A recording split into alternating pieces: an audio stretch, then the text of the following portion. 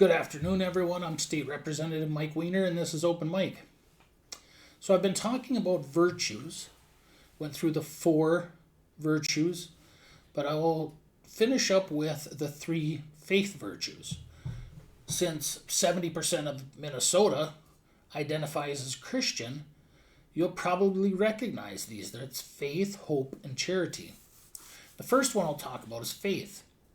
It's the virtue that lifts reason beyond itself. It's trust, not blind belief, but confident conviction that there is a truth beyond what we can see. Aristotle's reason pointed to purpose and creation. In Aquinas, he showed that faith completes that purpose, given man direction and meaning.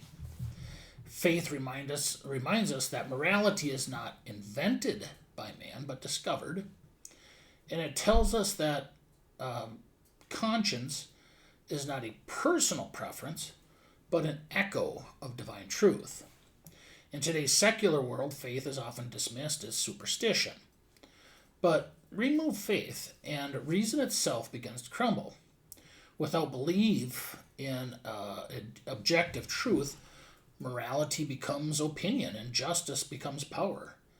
Faith gives purpose to individuals and direction to nations.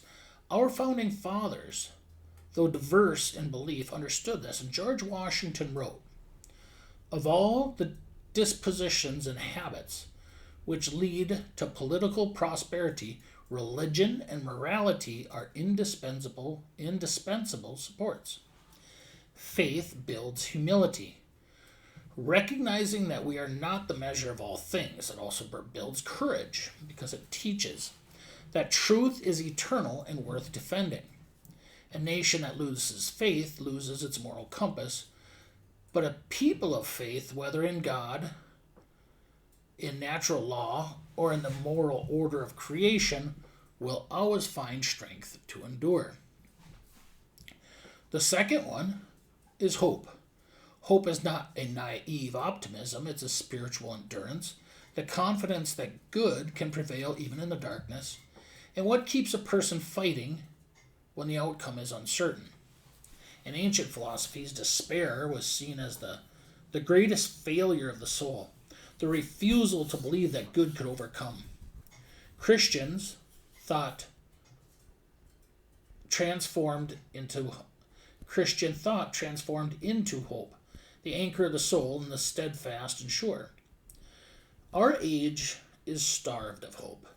We see rising cynicism, depression, despair. People no longer believe that truth or goodness can win. Hope reminds us otherwise. It tells us that history bends towards justice, if only we keep walking that road.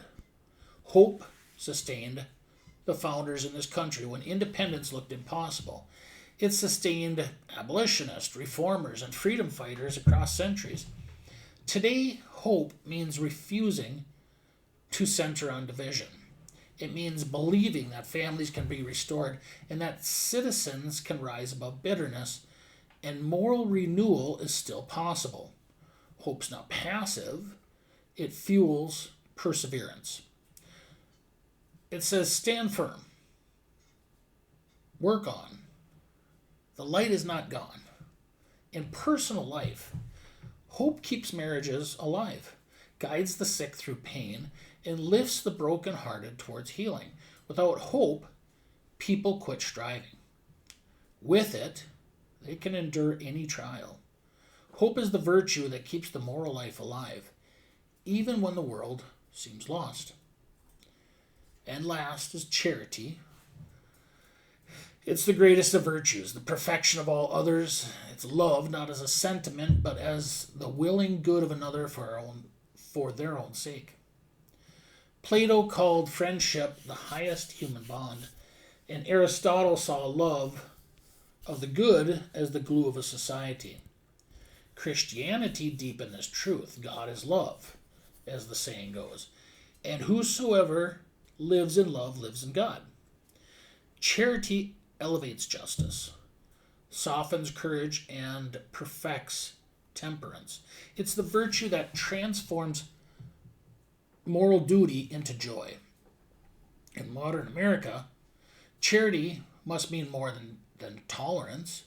It means genuine care, seeing even our opponents as fellow children of God. It means disagreeing without hatred, debating without contempt, and forgiving without bitterness.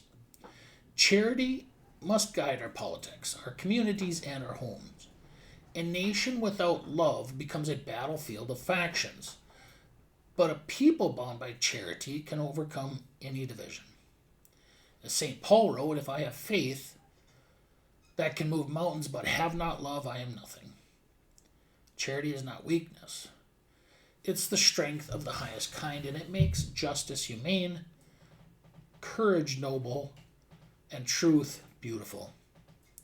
Charity is the crown of virtues because it orders all others toward the good of others and towards the eternal good of God.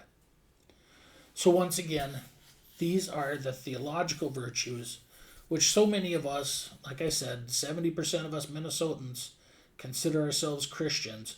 We're probably all well versed in the terms of faith, hope, and charity, but maybe not in their definition. So hopefully this helped explain. So once again, we'll finish off with our best days are not behind us, but in front of us. It's up to us to make it happen. Thank you and God bless.